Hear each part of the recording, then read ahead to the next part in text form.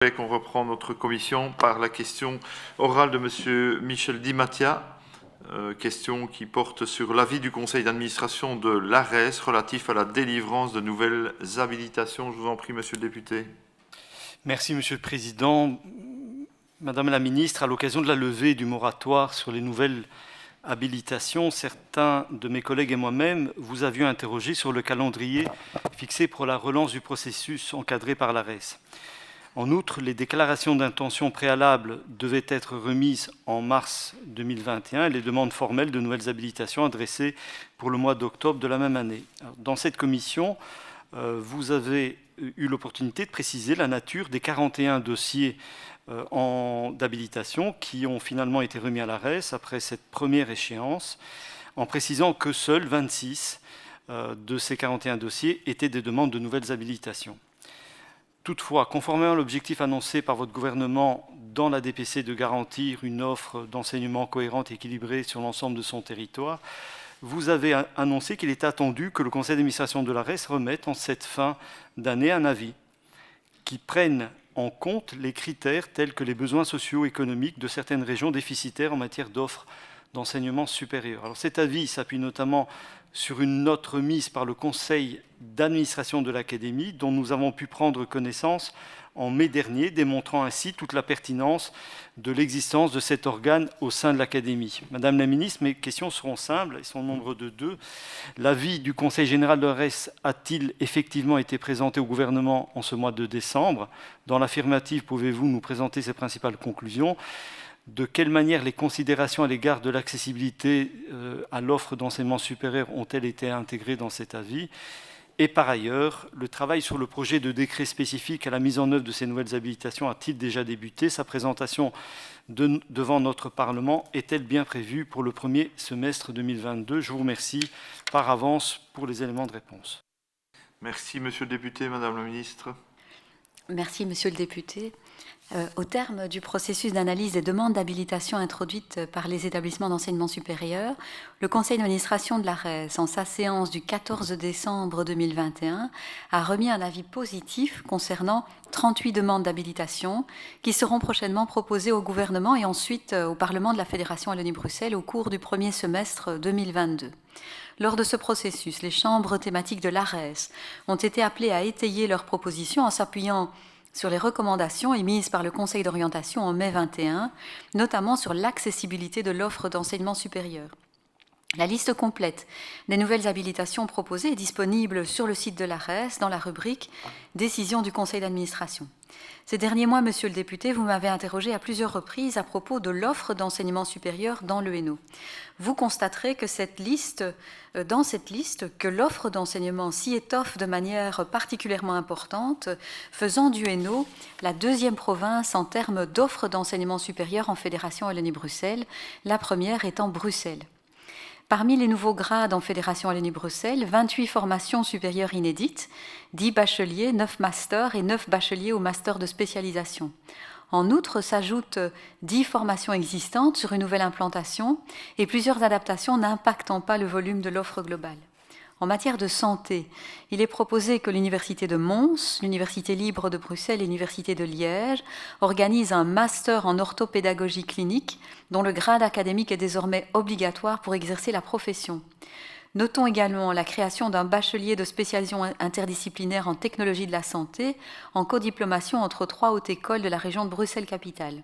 En outre, de nouvelles implantations pourraient voir leur offre de formation s'enrichir, un bachelier en diététique à Charleroi, un bachelier en audiologie à Liège, un bachelier en orthoptie à Namur, ainsi que 2 bacheliers de spécialisation en cadre de santé et en psychopathologie, respectivement à Namur, ainsi qu'à Tournai et Moucron. Dans le secteur de l'art, Arts, la Cambre et l'INSAS s'associent pour proposer un master en danse, la deuxième formation diplômante dans ce domaine en Fédération Wallonie-Bruxelles. Plusieurs autres nouveaux programmes compléteraient les domaines artistiques, parmi lesquels un cursus complet, bachelier et master en arts plastiques, visuels et de l'espace, design numérique porté par l'école de recherche graphique et la Cambre sur l'arrondissement de Bruxelles, un bachelier en 3D temps réel en codiplomation entre les 3 hautes écoles du pôle Hennuyer, un bachelier en éco-design produit organisé dans l'arrondissement de Charleroi par la Haute École en Hainaut et la Haute École provinciale en Hainaut-Condorcet, et enfin un master en musique viol d'amour proposé par le Conservatoire royal de Liège.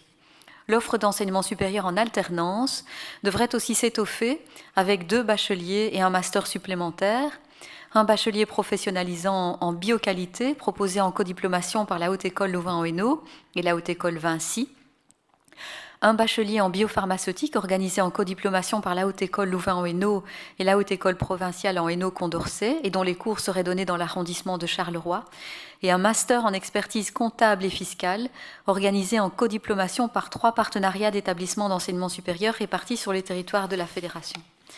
Dans le cadre de son programme de coopération-développement, l'ARES participe au financement de masters de spécialisation interuniversitaire.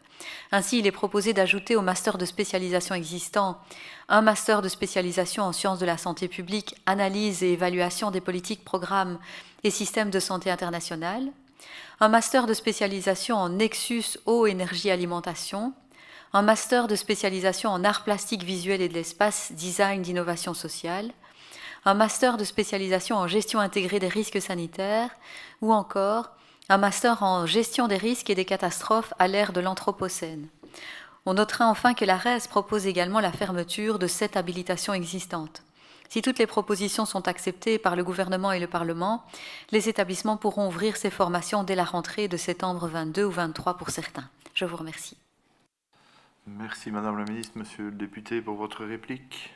Je ne peux que remercier Madame la Ministre, et je le fais bien volontiers pour cet énoncé qui doit être certainement exhaustif et qui présage, je dirais, d'intentions et de réalisations qui sont tout à fait louables et qui sont aussi en adéquation avec l'accroissement de la population estudiantine, tant dans l'enseignement supérieur que dans l'enseignement universitaire. Simplement, Madame la Ministre, vous avez dit 2 choses qui me font réagir, et je vais vous le dire très directement. En reprenant mes propos, vous parlez de l'offre dans le Hainaut. Effectivement, ce n'est pas le problème, l'offre dans le Hainaut. Le problème, c'est l'offre dans certaines sous-régions du Hainaut. J'ai eu l'occasion de vous le dire à plusieurs reprises, qui me semble être en contradiction, y compris avec la DPC. L'autre chose, c'est que vous avez annoncé cette fermeture, mais sans dire lesquelles. Je peux imaginer, puisque j'ai aussi quelques informations qui peuvent revenir.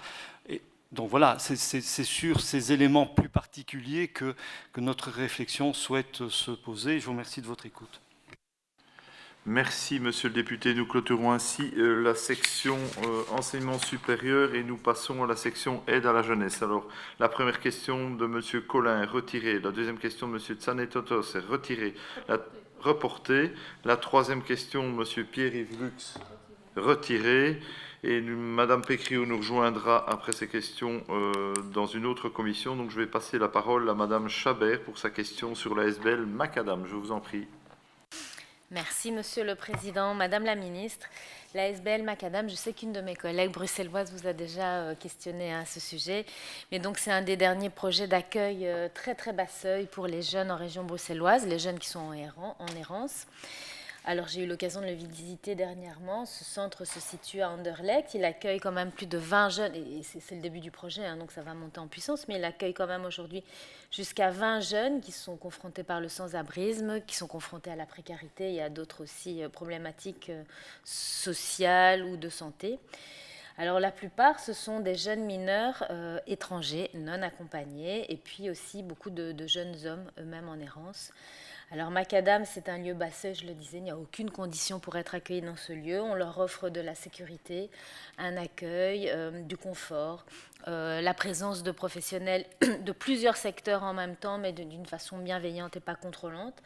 Ils peuvent prendre une douche, ils peuvent charger leur téléphone, se nourrir, participer à des activités à la fois ludiques ou d'apprentissage, mais surtout créer du lien et reprendre des parcours d'insertion, de soins ou de scolarité si c'est leur souhait.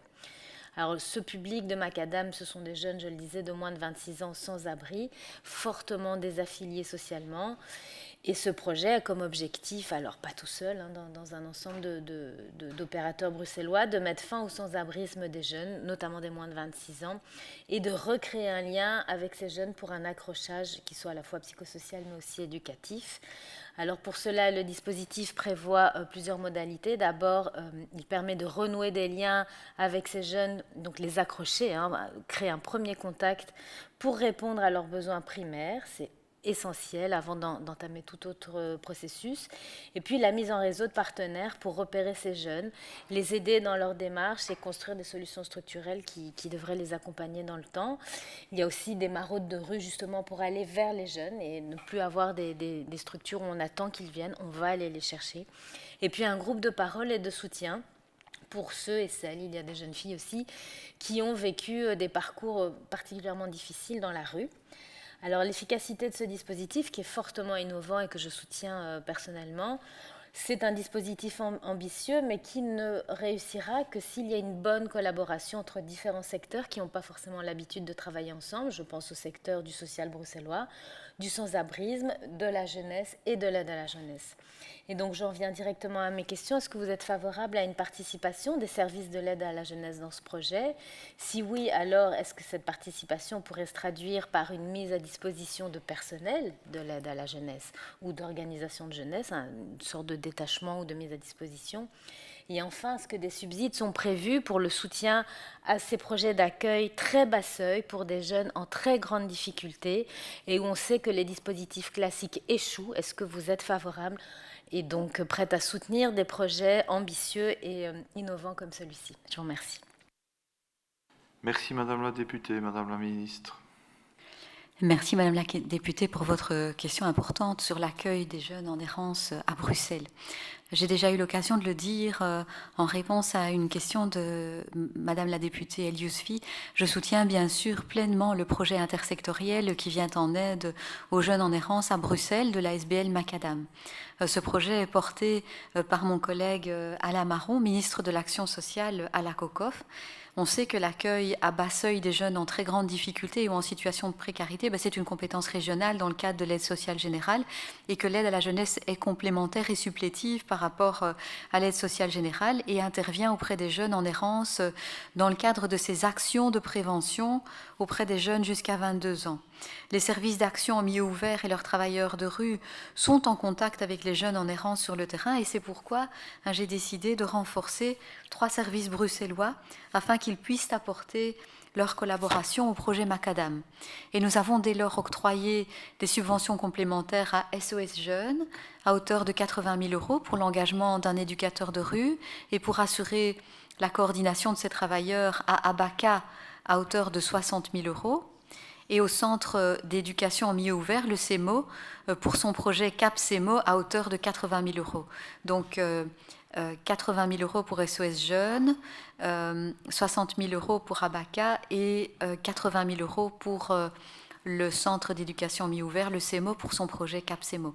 Et enfin, nous avons octroyé une subvention de 50 000 € à la SBL Macadam afin de lui permettre d'engager un équivalent temps plein. Je vous remercie pour votre question.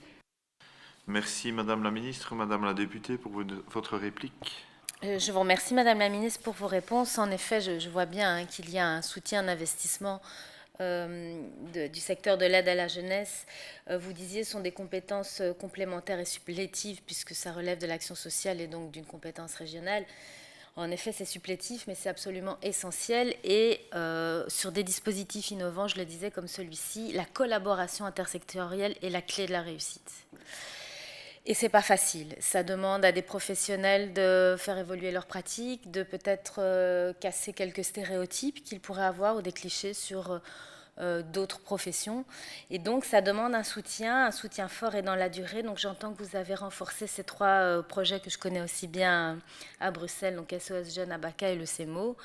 Mais donc, maintenant, il y aura un vrai enjeu au niveau, concrètement, de l'articulation entre ces dispositifs. Je suivrai ça avec attention à Bruxelles et vous reviendrez si besoin. Merci. Merci Madame la députée. Madame Pécréau, nous ayant rejoint, je lui passe la parole pour sa question sur le bilan après 1 an de GPS, Girl Power Squad, outil de prévention pour les victimes de proxénètes d'adolescents. Je vous en prie. Merci, Monsieur le Président, Madame la Ministre. Tout d'abord, mes meilleurs voeux de santé, de bonheur et de conditions physiques, ce qui n'est pas mon cas, parce que je viens de monter 3 étages en courant, et pourtant je ne fume pas, donc il y a quand même un véritable problème. Alors voilà, une jeune fille de ton âge a besoin de ton aide.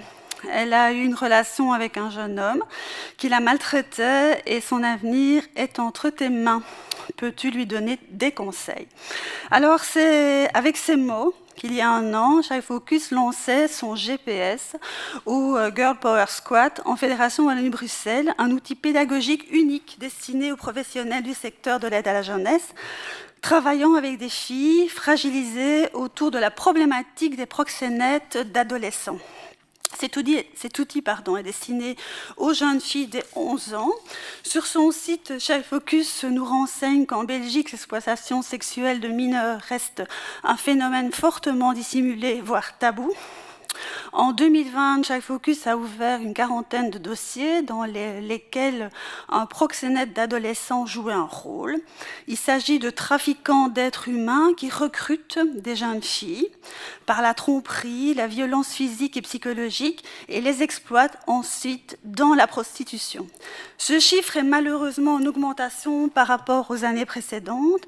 L'identification des victimes et des auteurs est laborieuse et nous souhaitons dès lors prendre une longueur d'avance sur les proxénètes. Les différents confinements auront joué un rôle d'accélérateur de ce phénomène. Alors, Madame la Ministre, j'aurais aimé faire le point, le bilan sur cet outil Girl Power Squad. 1 an après son lancement en Fédération Wallonie-Bruxelles, combien de dossiers concernant des victimes de proxénètes d'adolescents ont-ils été ouverts cette année? Quelle évaluation faites-vous du GPS? Pouvez-vous nous faire un bref rappel de son utilisation? Et enfin, a-t-il été adopté facilement par les acteurs du secteur? Merci pour vos réponses. Respirez, Madame la députée, respirez. Madame la ministre, je vous en prie. Merci Madame la députée, merci d'avoir couru pour poser votre question. Mes excuses qu'on vous a fait courir.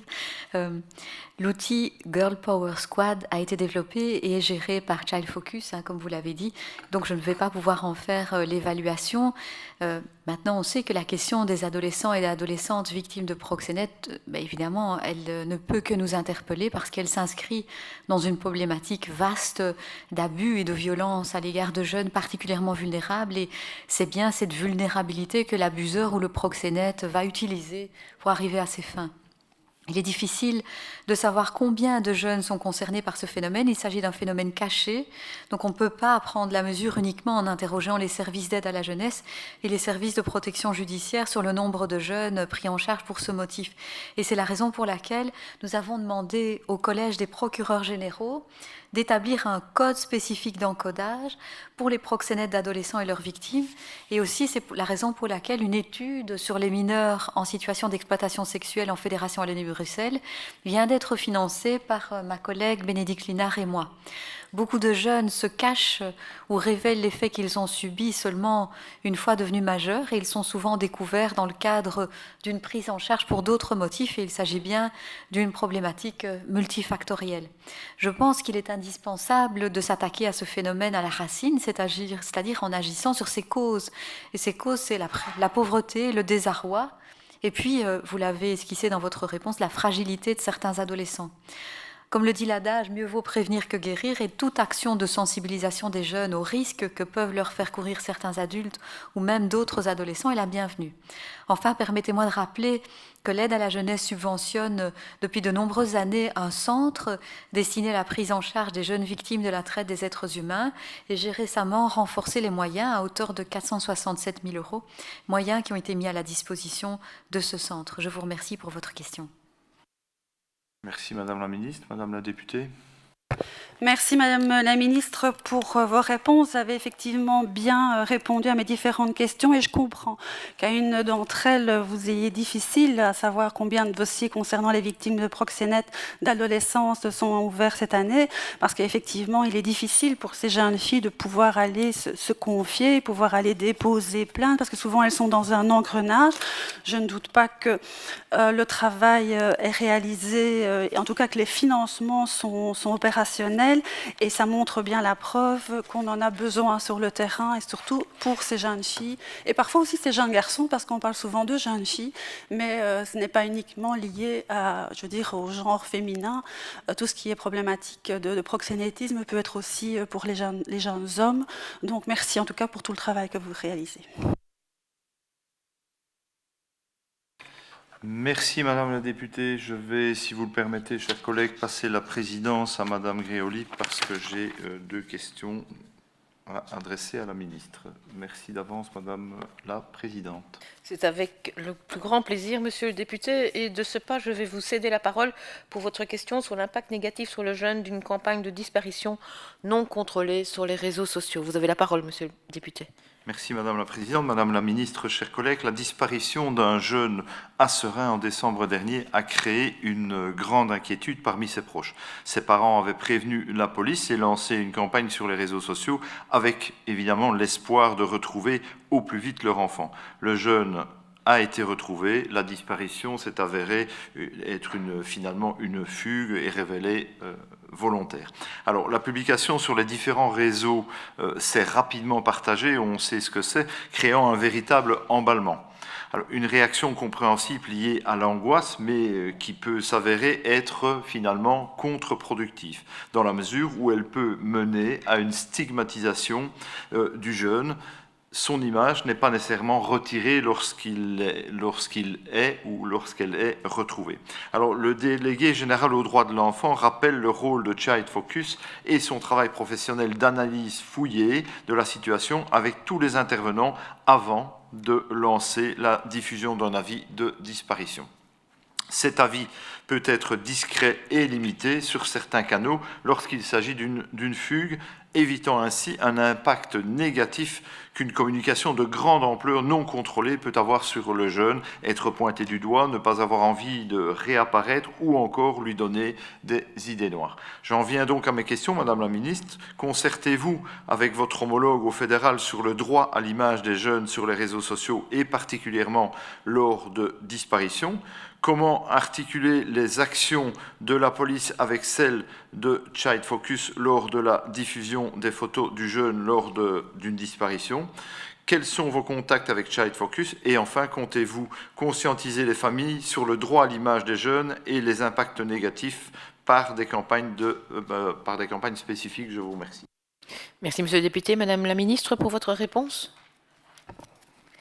Merci, monsieur le député. Les réseaux sociaux sont effectivement de formidables outils de communication, particulièrement efficaces lorsqu'il s'agit d'amplifier une actualité portant une émotion, une inquiétude forte, comme la disparition d'un enfant ou d'un ado, vous l'avez rappelé dans votre question.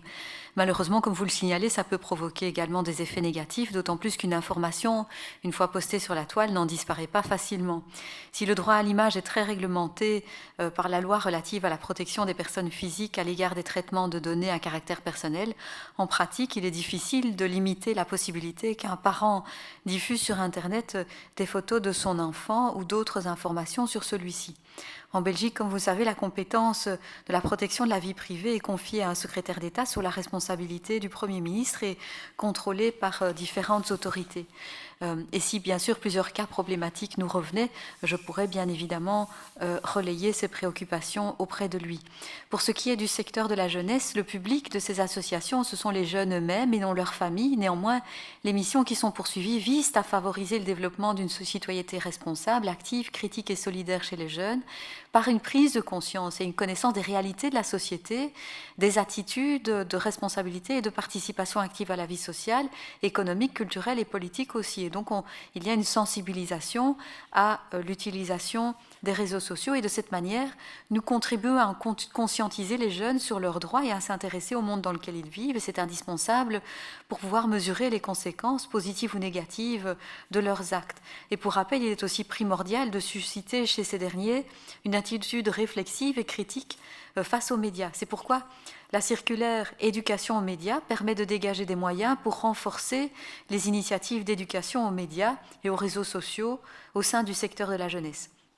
Un premier appel a été lancé en 2017 et celui-ci est renouvelé chaque année au mois d'avril-mai. Lorsque des parents ou des proches ont des inquiétudes par rapport à une possible disparition de mineurs, le réflexe doit être de prévenir la police et ou Child Focus, et c'est bien entre ces différents services que la coordination initiale doit être effectuée, et ce sont ces entités qui ont pour mission d'accompagner les parents dans les premières démarches et de les orienter. Bien entendu, l'aide à la jeunesse pourra toujours être mobilisée s'il s'avère qu'une aide spécialisée doit être mise en place, mais il s'agit alors d'une intervention qui s'inscrira davantage dans la durée plutôt qu'au moment de la crise initiale. Quand on contacte avec Child Focus, il faut rappeler que les modalités de collaboration et la délimitation du champ de compétences de chacun sont inscrites dans un protocole de collaboration. Donc il y a un protocole de collaboration qui est conclu entre Child Focus, l'aide à la jeunesse et l'ONE. Je vous remercie. Merci Madame la Ministre. Monsieur le député, pour votre éventuelle réplique. Éventuel, oui, et très rapide. Merci, Madame la Ministre, pour l'intérêt que vous portez à la situation et aux situations qui peuvent être finalement très problématiques. Un rappel, je pense, est nécessaire au regard de ce qui peut se passer et au regard de ce qui se passe actuellement. Et donc, je compte sur vous pour que vous soyez attentifs pour la suite. Je vous remercie. Je vous remercie, Monsieur le député. Vous gardez la parole pour votre question dans une autre section, c'est-à-dire celle des maisons de justice, question qui porte sur la surveillance électronique comme outil de lutte contre la surpopulation carcérale et l'état des lieux. Merci Madame la Présidente, et pour des raisons techniques, je ne vais pas pouvoir vous la poser parce que je vois que mes collaborateurs ne me l'ont pas mise. Donc voilà, à moins que vous ayez un double, ça m'arrangerait bien, mais sinon je demanderai de la reporter. Voulez-vous que je suspende pendant 1 ou 2 minutes, Monsieur le député? Une minute, je suspends donc notre commission pendant 1 minute. C'est gentil, merci.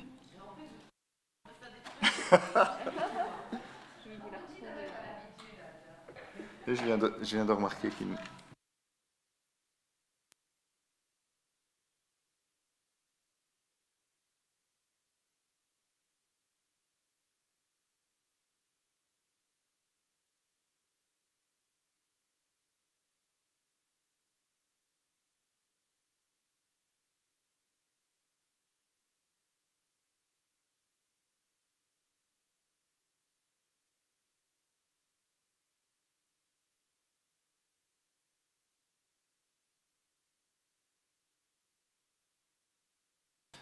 Voilà. Je vous rends la présidence, Monsieur le Président. Merci, Madame Grégoly, merci de votre mensuétude. Je vous passe donc la parole, Madame la députée, pour votre question sur le report de la réforme du juge d'application des peines. Je vous en prie. Je vous remercie, Monsieur le Président. Madame la Ministre, lors de la plénière du 17 novembre dernier, notre Assemblée a voté via un décret en urgence et nous avons dû postposer la mise en œuvre du décret voté en juillet 2021 qui est relatif à la capacité de placement de la communauté française pour assurer la mise en œuvre et le suivi de la surveillance électronique et au programme horaire des justiciables condamnés à une peine privative de liberté de 3 ans ou moins. Je dis bien ou moins, hein, pas au moins. La raison était simple, en fait, c'était que le fédéral avait pris du retard dans sa propre réforme du juge d'application des peines prévues initialement pour le 1er décembre 21 et qui étaient elles-mêmes reportées au 1er juin 22. Donc la décision que nous avons prise était la conséquence d'un retard au fédéral, pour résumer. Je rappelle que les enjeux du décret voté en juillet visaient l'exécution de peines privatives de liberté avec l'objectif, entre autres, de limiter à terme les effets nocifs sur l'insertion sociale au bénéfice des justiciables. Il s'agit en effet de limiter les phénomènes d'exclusion en maintenant les liens sociaux, familiaux et professionnels du justiciable et en permettant notamment la prise en charge par surveillance électronique. Nous savons qu'une réforme décrétale s'anticipe et s'échelonne pour les équipes et les directions de terrain. C'est la raison pour laquelle je voudrais vraiment vous poser quelques questions. Quelles sont alors les répercussions directes de ce report au plus tard, nous l'espérons, en juin 22, pour les justiciables et futurs justiciables sur la surveillance électronique? De quelle façon sera cette fois anticipée la mise en œuvre de la réforme du juge d'application des peines avec votre homologue fédéral? Comment est appliquée la direction de l'administration générale dans des maisons de justice dans cette réforme à l'heure actuelle? Enfin, qu'en est-il des 48 équivalents temps plein prévus au sein de l'administration générale des maisons de justice pour répondre à ces changements seront-ils également postposés sans difficulté? Je vous remercie déjà pour vos réponses. Merci Madame la députée. Madame la ministre. Merci Madame la députée. Les surveillances électroniques des justiciables continueront à être octroyées par l'administration pénitentiaire en attendant la mise en place effective des juges de l'application des peines au 1er juin 2022. La direction de la surveillance électronique continue à gérer le placement et les suivis des justiciables concernés avec la qualité requise. Le maintien des justiciables au sein de leur milieu de vie est donc assuré durant cette nouvelle phase transitoire. Des informations reçues du fédéral, le report de l'entrée en vigueur est lié à la crise sanitaire dans les établissements pénitentiaires, mais les travaux se poursuivent et tous les acteurs mettent les choses en place pour une entrée en vigueur au 1er juin 2022. Mes services continuent à avoir des réunions mensuelles au sein d'un groupe de travail dénommé GT Opérationnalisation JAP, donc JAP. Et ce groupe de travail, qui est composé de représentants du fédéral et des communautés, vise à préparer tous les aspects de l'entrée en vigueur des dispositions concernant les condamnés à des peines de prison de 3 ans ou moins. Par ailleurs, tous les textes légaux du niveau fédéral impliquant les communautés sont soumis à l'approbation de la conférence interministérielle pour les maisons de justice. Un groupe de travail technique a permis à mon administration d'apporter des propositions concrètes pour améliorer ces textes et je profite de cette réponse à votre question pour la remercier pour le travail conséquent de préparation qui a été fourni. Au nom de la Fédération Wallonie-Bruxelles, au niveau de la Fédération Wallonie-Bruxelles, le décret et l'arrêté de gouvernement relatifs à cette réforme ont été publiés et leur entrée en vigueur a été reportée au 1er juin 2022. En ce qui concerne votre question sur les engagements, donc les engagements prévus pour les maisons de justice, soit 35 assistants de justice, pour ces engagements, donc des sélections pour les assistants de justice démarrent en février 2022, étant donné que d'autres sélections, hors réforme JAP, sont prévues d'ici là. Les lauréats, une fois engagés, pourront donc être formés avant l'entrée en vigueur effective de la loi.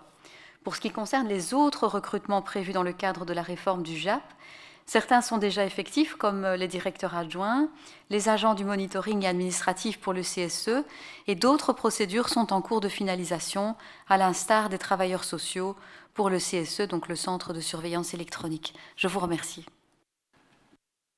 Merci Madame la ministre. Madame la députée pour votre réplique. Je vous remercie, Monsieur le Président. Merci, Madame la Ministre, pour ces données et ces informations. Je vois que, une nouvelle fois, l'administration générale des maisons de justice prépare les choses en coordination avec vous et votre cabinet. Et je vois que les procédures qui sont en cours permettront sans aucun doute d'être, entre guillemets, à pied d'œuvre au moment de la mise en œuvre effective. Et je pense que c'est une bonne nouvelle que d'ici là, les choses et les possibilités continuent à être octroyées et que la direction continue à suivre les travaux ainsi que la possibilité pour ces justiciables de pouvoir conserver un lien avec une insertion réelle dans la société. Je vous remercie. Merci Madame la députée. J'ai donc remis la main sur la question. En fait, c'était simplement un libellé différent, mais la question était la même.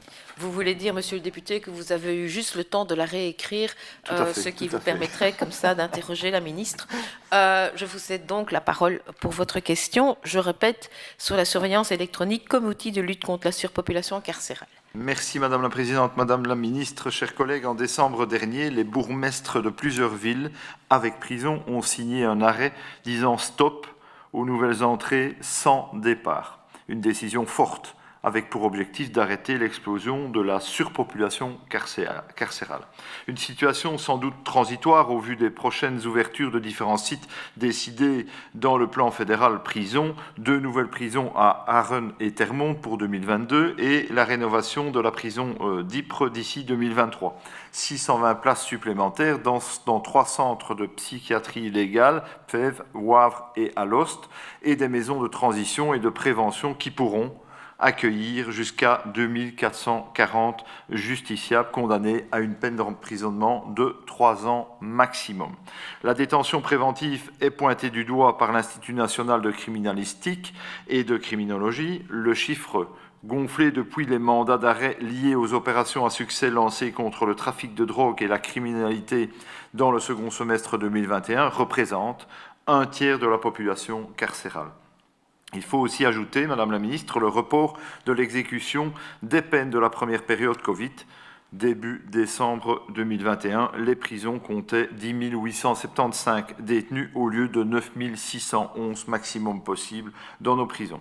La surveillance électronique est une alternative à la prison et est considérée comme une solution de lutte contre la surpopulation carcérale. Alors mes questions sont celles-ci, Madame la Ministre. Constate-t-on une augmentation du nombre de surveillances électroniques pour répondre aux décisions de détention préventive? Une pression se fait-elle sentir sur les équipes du centre de surveillance électronique, les agents administratifs et les équipes mobiles?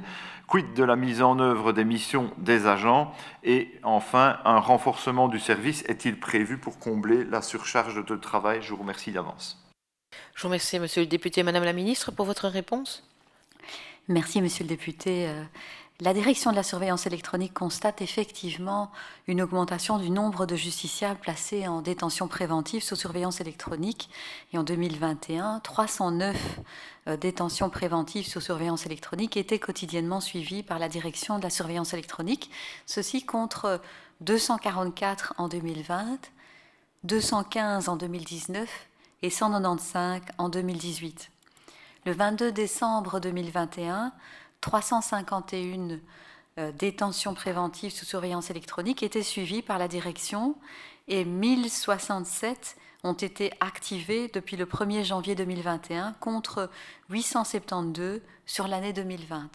Cette augmentation du nombre de détentions préventives sous surveillance électronique est concomitante avec une augmentation du nombre total de surveillance électronique, toutes procédures confondues, suivies simultanément par la direction de la surveillance électronique.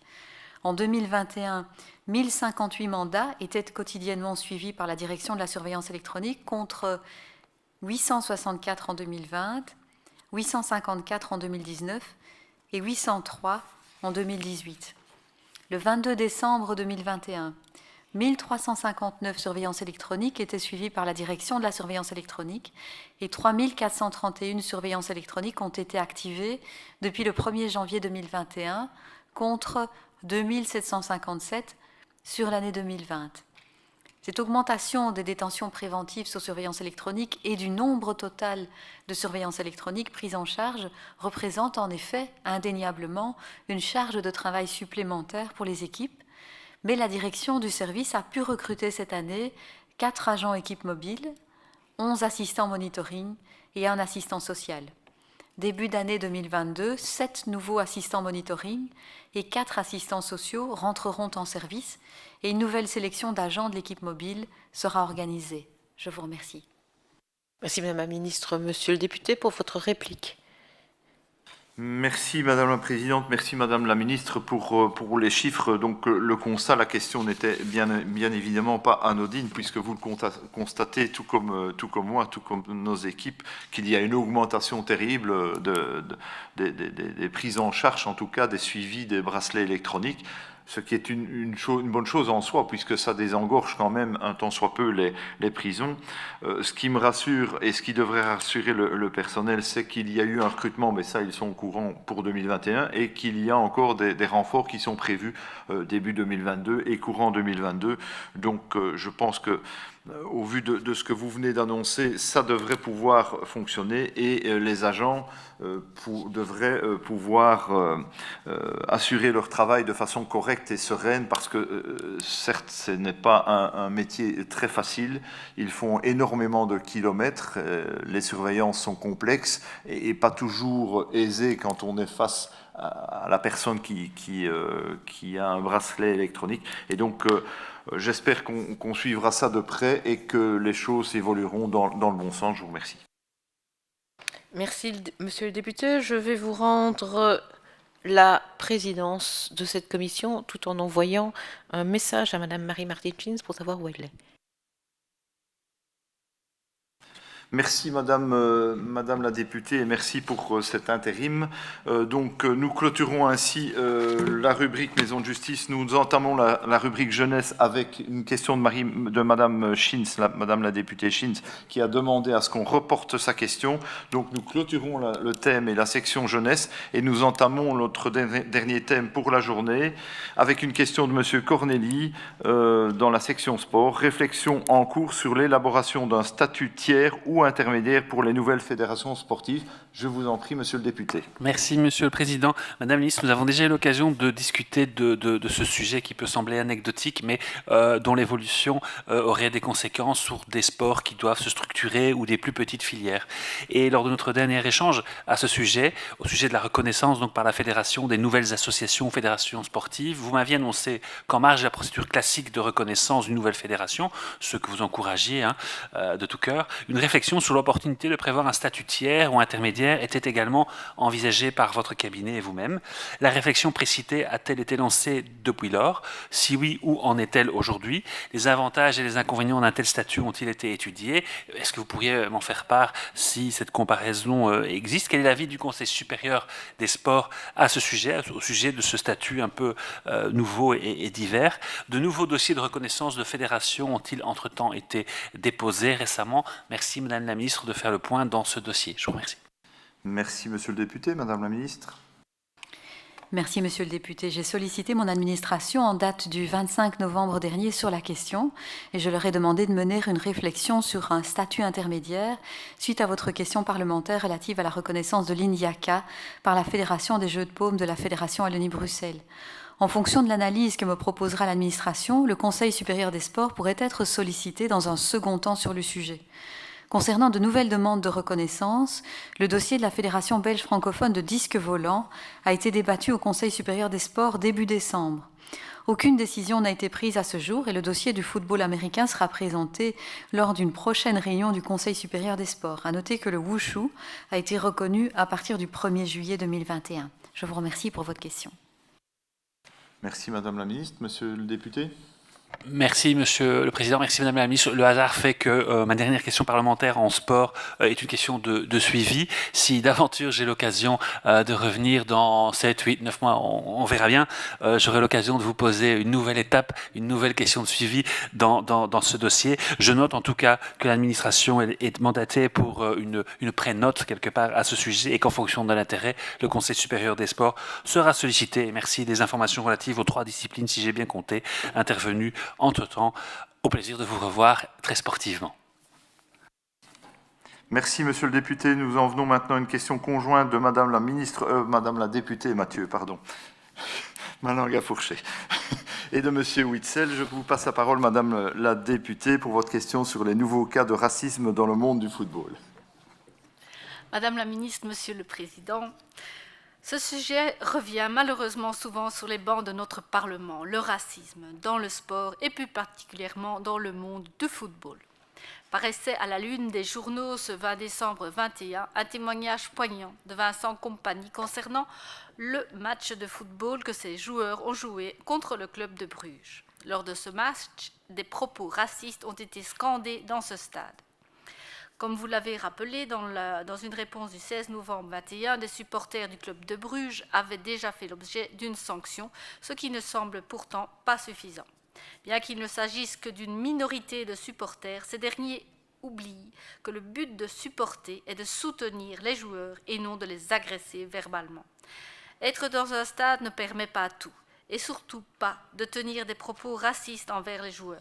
La Pro League a naturellement tenté de prendre des mesures en organisant par exemple une visite de la caserne d'Ossun afin de sensibiliser les supporters par rapport à leurs propos, mais cela n'est pas suffisant. Soutenez-vous l'initiative de la Pro League concernant la collaboration avec la caserne d'Ossun? Cela aura-t-il un impact sur le problème de racisme? Cette initiative pourrait entrer dans le décret éthique dans le sport. Malgré le fait qu'il s'agisse dans une certaine mesure d'une compétence fédérale du ministre de l'Intérieur, c'est l'ensemble du fair-play et du respect du sport qui est ici mis en mal et la Fédération Wallonie-Bruxelles doit agir. Merci Madame la Ministre.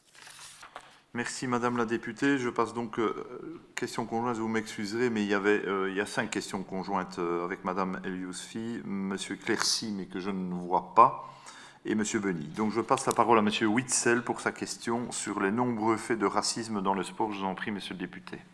Merci Monsieur le Président, et comme je n'ai pas encore vu Madame la Ministre, je souhaite une excellente année 2022.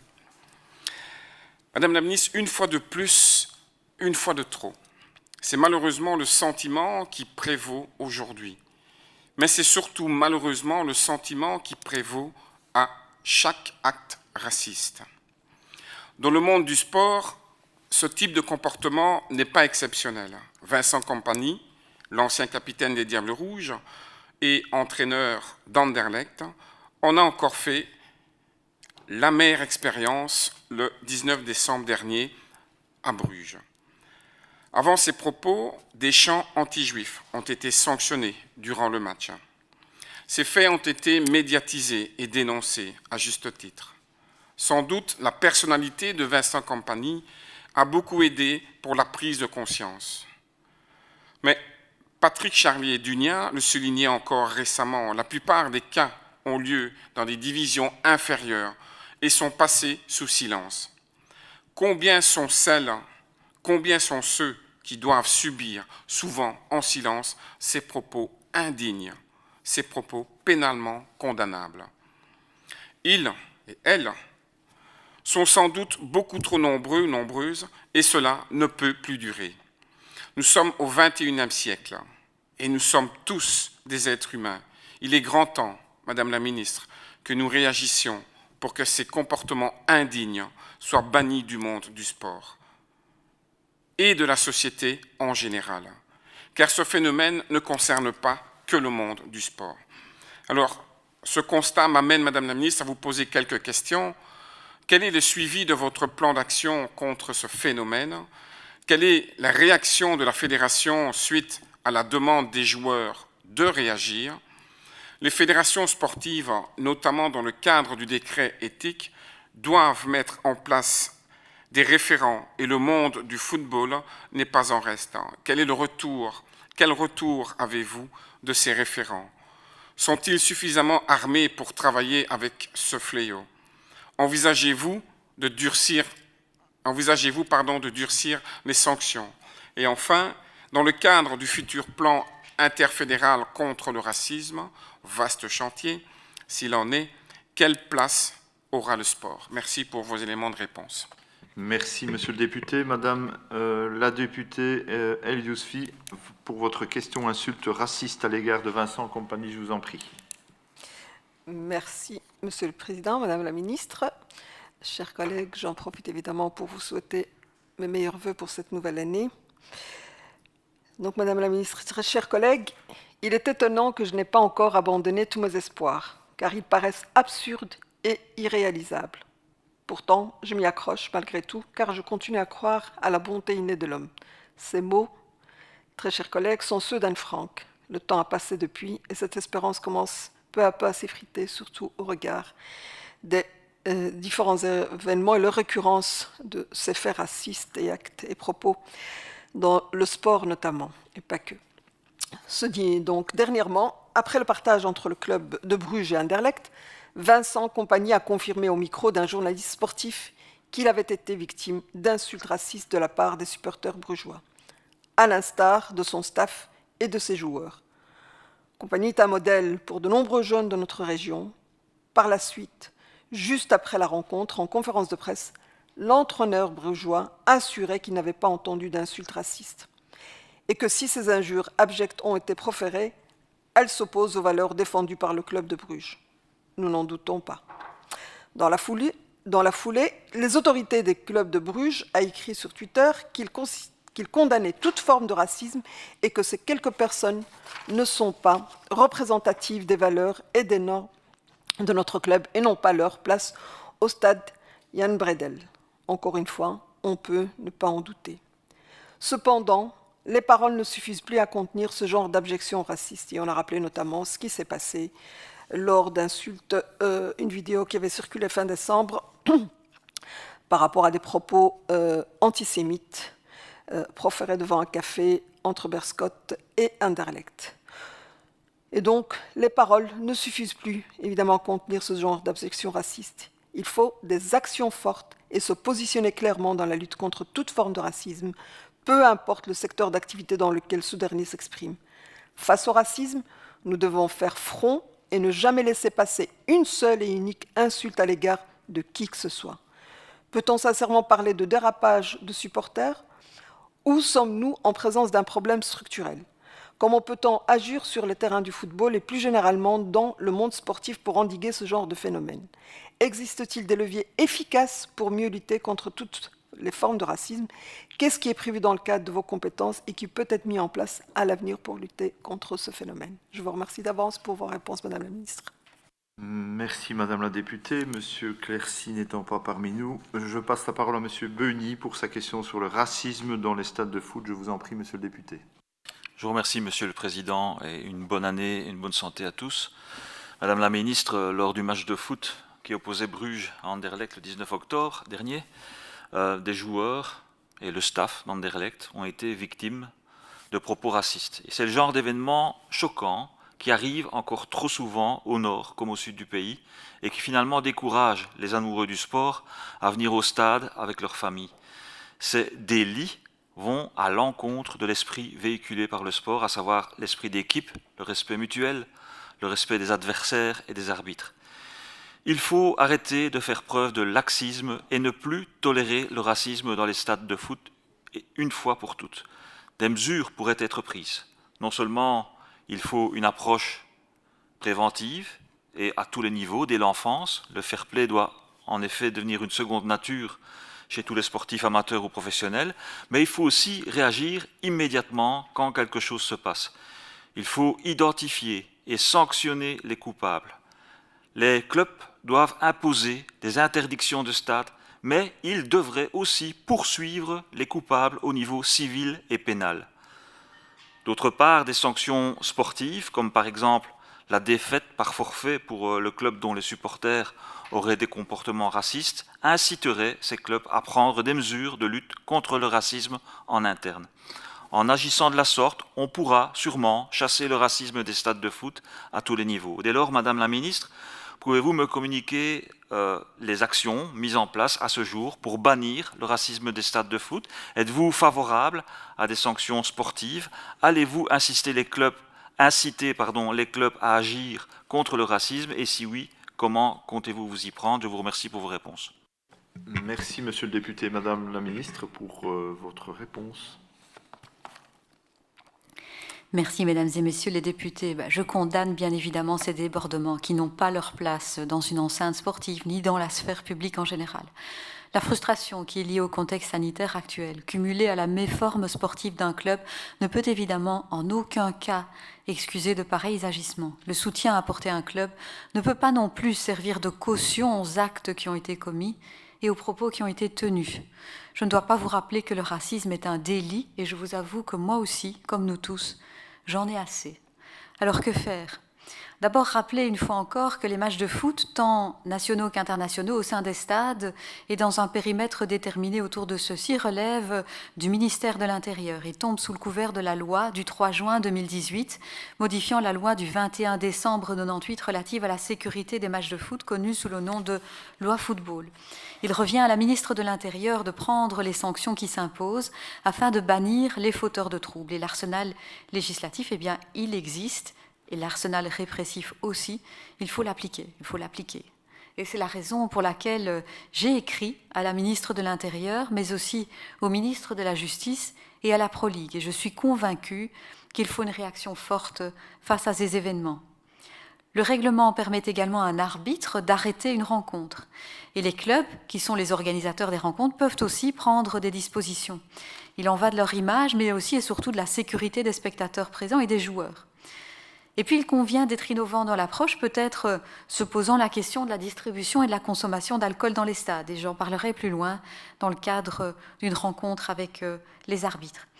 Des sanctions sportives doivent également être envisagées par l'entremise de scores de forfait de rencontres à huis clos. Les clubs et leurs supporters doivent être dorénavant convaincus que les dérives seront suivies de sanctions. Parce que sans cela, Nous resterons dans le domaine de la banalisation et de la sempiternelle condamnation verbale.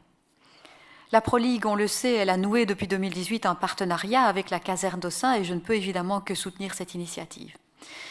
Du côté de la Fédération Wallonie-Bruxelles cette fois. Alors de notre côté, vous savez qu'un appel à projet éthique va être lancé qui devra permettre avec nos fédérations d'envisager l'accompagnement adéquat et d'imaginer des solutions. Donc c'est un appel à projet à hauteur de 500 000 €, donc 400 000 € pour l'appel à projet lui-même et 100 000 € pour mettre en place le décret éthique, notamment pour les formations à destination de référents éthiques. Et dans le cas présent, la Pro League n'est pas éligible puisqu'il ne s'agit pas d'une fédération reconnue, hein, c'est un appel à projet pour les fédérations reconnues. Au niveau amateur, ainsi qu'au niveau des jeunes, la CFF, vous le savez, dispose à présent d'un financement récurrent dans le cadre du plan de labellisation, donc 1,2 million € chaque année, pour notamment développer le cadre parents fair play. Des actions existent, hein, mais les campagnes de sensibilisation et d'information, et elles sont nombreuses, si on additionne tout ce qui est réalisé dans les différents secteurs de la société, ne changeront rien si elles ne sont pas accompagnées de sanctions sportives dans le chef des joueurs et des clubs, ainsi que pour les fauteurs de troubles qui se disent supporters. Et à cet égard, la CFF a développé l'opération Come Together avec un point de signalement sur son site, et évidemment, je me réjouis de cette initiative. Par ailleurs, le sport est également partie prenante du plan interfédéral contre le racisme qui est en cours de finalisation. Alors, évidemment, je ne vais pas développer ici tous les tenants et aboutissants, mais je suppose qu'on aura l'occasion d'y revenir. Et puis, last but not least, devant cette répétition de faits de racisme, nous avons entamé, avec toute la prudence requise bien sûr, une réflexion sur l'opportunité ou pas de sanctionner financièrement les clubs et les fédérations sportives amateurs, mais aussi d'encourager les bons résultats. Et cette réflexion pourrait concerner les subventions forfaitaires aux fédérations, mais aussi d'autres subventions dont bénéficient les clubs et ou les fédérations, comme par exemple les moyens dédiés à la détection des jeunes talents. Et j'envisage aussi d'autres actions, y compris avec le Panathlon, à savoir une rencontre avec tous les arbitres des 10 fédérations du ballon, c'est-à-dire le foot, mais aussi les grosses fédérations, les plus grosses fédérations, Fédération Wallonie-Bruxelles, pour écouter leurs propositions. Je pense que c'est intéressant d'être à l'écoute du terrain sur comment les arbitres envisagent que nous pourrions prévenir, par exemple, des faits de racisme. Et je pense que cette réflexion sera aussi l'occasion d'élargir à une réflexion sur la consommation d'alcool dans les stades et autour des terrains. Je vous remercie pour vos questions. Merci Madame la Ministre. Madame Mathieu, pour votre réplique. Madame la Ministre, je sais toute l'énergie que vous mettez dans la lutte du racisme à travers notamment le décret éthique. Comme vous l'avez souligné, ce texte contient de nombreux éléments importants pour mettre fin à ce fléau. Notamment la création d'un observatoire de référents et de délégués éthiques qui agiront directement autour du terrain de foot. Le travail pour y arriver ne sera pas aisé, mais est d'une importance capitale pour enrayer le racisme et les discriminations des terrains de football. Ce sera sans doute plus facile à mettre en œuvre au niveau du foot amateur que dans le foot professionnel. Ce sera plus difficile dans le foot amateur que dans le foot professionnel, où certains se permettent d'injurier dans l'anonymat de la foule. Mais je suis convaincue que plus on délivrera des messages de respect et de tolérance dès le plus jeune âge aux sportifs, plus ces derniers et leur entourage seront imperméables aux discours inacceptables proférés par certains individus. Je salue bien entendu tous les bénévoles, sportifs, dirigeants de clubs qui œuvrent déjà en ce sens. Ils sont indispensables dans cette campagne pour plus d'éthique, à l'instar de sportifs célèbres tels que Kompany ou Lukaku. Ces cas de racisme seront suivis par des sanctions. Je suis heureuse de l'entendre et les bons clubs seront remerciés. Le suivi dont vous parlez maintenant concernant la consommation d'alcool le long des stades de foot est évidemment très très important également parce qu'il incite la haine et les révolutions. Merci Madame la députée, Monsieur Witzel, avec un nom bien connu et aussi une star du foot, bien entendu, pour votre réplique, je vous en prie. Pas que Lukaku et compagnie, hein, attention. Madame la Ministre, merci pour ces éléments de réponse. Il y a plusieurs choses dans ce que vous avez dit tout à l'heure. La première, évidemment, c'est c'est le ministre de l'Intérieur qui doit gérer tout ce qui est délit au niveau du racisme, donc c'est pénal. Je suis entièrement d'accord avec vous. Je constate que vous avez écrit aux différents institutions afin de montrer votre mécontentement par rapport à la situation. Mais il faut juste savoir que le football professionnel, c'est lui qui montre l'exemple pour le foot amateur. Donc, quelque part, j'ai envie de dire que ça retombe un peu sur vous, puisque vous gérez tout ce qui est foot amateur.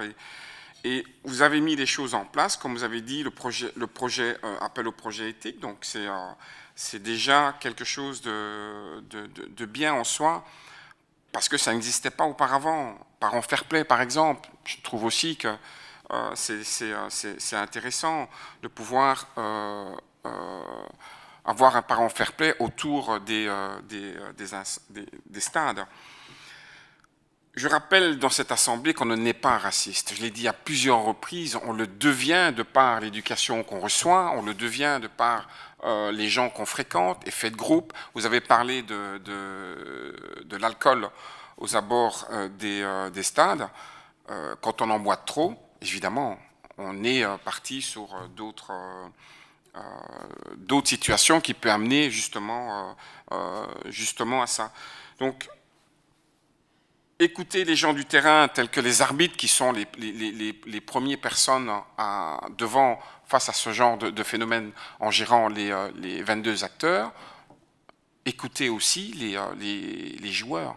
Je pense que c'est important aussi de pouvoir aller devant les joueurs et demander aussi leur avis par rapport à la situation. Donc je prends note de tout ce que vous avez dit. Je pense qu'on est au niveau en tout cas du foot amateur, dans une progression tout à fait normale.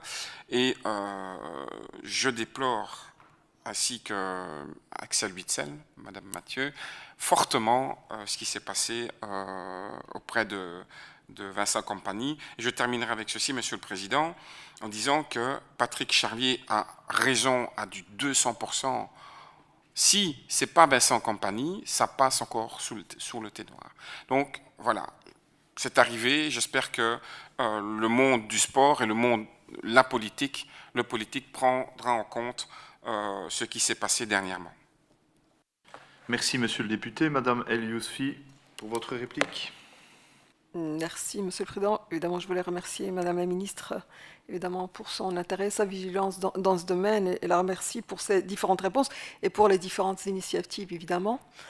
Au niveau de la fédération, notre fédération, et notamment par rapport au football amateur, donc tout ce qui est mis en place, évidemment, au niveau du décret éthique et de ce qui va pouvoir sortir de ce type d'action, et donc aussi ce côté très proactif, donc autour des terrains, je pense que c'est important, notamment aussi à travers les parents fair play, et on voit bien quand on a assisté à certains matchs comment peuvent agir certains parents, parfois sans s'en rendre compte, et avec l'impact négatif que ça a sur les plus jeunes. Je pense que c'est un travail à saluer et à soutenir, évidemment, et là on sera évidemment derrière vous.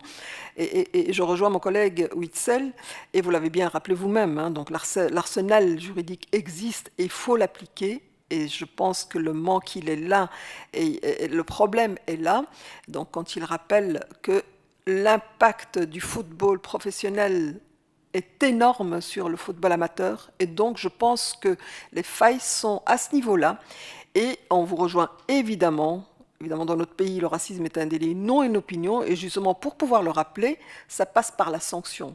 Comme je dis toujours, le travail de sensibilisation, d'éducation, d'information, c'est très bien, parce que ça va pouvoir évidemment rectifier le tir pour certains, mais je pense que à d'autres niveaux, et vu la récurrence des faits, la sanction est importante, et vous l'avez bien rappelé, et donc et ça c'est au niveau évidemment du ministère de l'Intérieur, sur base de la loi de 2018. Et je pense que le moment, et vous l'avez dit, ce n'est pas aujourd'hui que vous allez pouvoir en parler, mais on y reviendra, le plan interfédéral contre le racisme qu'on attend depuis longtemps va être un moment important, et je pense que l'interaction entre notre fédération et le nouveau fédéral va être important dans ce cadre-là pour faire en sorte que ce qui est demandé à votre niveau, au niveau de la fédération, puisse être entendu et inscrit au niveau fédéral. Parce que tant que les sanctions ne tombent pas, malheureusement, ce genre de fait ignoble, nous allons le revivre encore une fois. Et heureusement, comme on l'a dit, que ce sont des Vincent Kompany et d'autres joueurs importants qu'il faut sortir, parce que je pense que beaucoup, malheureusement, souffrent de ça en silence, sans que rien ne soit fait.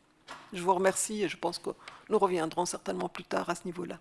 Merci, Madame la députée. Monsieur Beny, je vous en prie.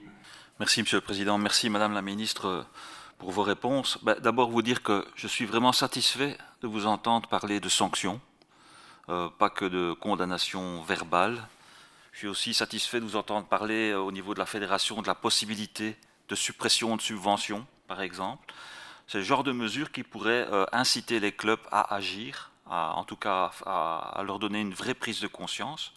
Parce que quand les clubs nous disent, vous disent, oui mais c'est une minorité qui ne représente pas les idées de notre club, qu'est-ce que le club attend pour interdire de stade cette minorité? Et ce n'est pas ça qui va leur faire perdre des sommes d'argent importantes. Ils pourraient directement agir à la base. Vous l'avez dit, le racisme est un délit, c'est clair. Pour nous aussi, c'est quelque chose, et je pense que pour tout le monde, c'est quelque chose d'important qu'il faut rappeler. Et il doit être considéré comme tel aussi dans les stades. Dans notre société, malheureusement, on constate de manière générale une recrudescence des délits racistes. Et cette recrudescence, elle se manifeste aussi dans les stades. Et là, vous avez à votre niveau la faculté d'agir directement, bien que je n'ai absolument aucun doute de votre volonté d'agir contre le racisme. Et je l'ai encore entendu, d'ailleurs, dans vos propos aujourd'hui.